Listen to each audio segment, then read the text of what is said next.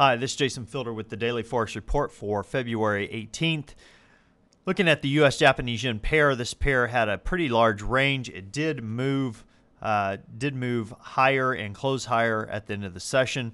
We are looking for it to continue moving to the upside with the bias that is moving higher. Look for it to potentially go as high as 92.32, possibly as low as 90.30. Look for some resistance around around 92.25, resistance around 92.25, and finding some support around 91.36.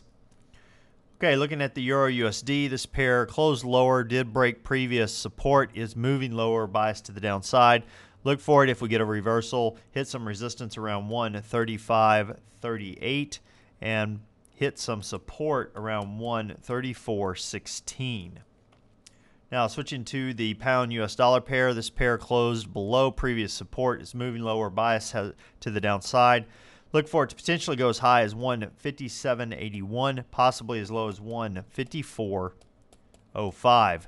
Look for some resistance around 155.50 and look for some support around 154.44. Okay, now looking at the US Swiss, this pair closed higher, broke previous resistance, is moving higher, moving to the upside. Look for it to potentially go as high as 109.35 and hit some resistance there. If it moves lower, look for some support around 10750.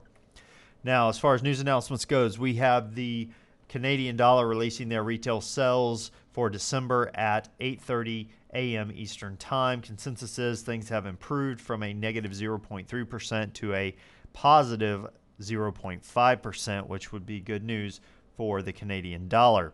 Now, what am I looking for during this next session? Well, the Euro USD is moving lower. I do have some potential sell points. We are moving low fairly quick, so definitely have to keep an eye on this. Basically looking to sell at 134.84, which we've already pretty much gone past. So look for a pullback of this if you're not already in this short trade. Looking to go down to 1.3423, just to show you kind of what that looks like. It's about 61 pips. Like I said, we've already dipped into it. I believe we will continue down to that point.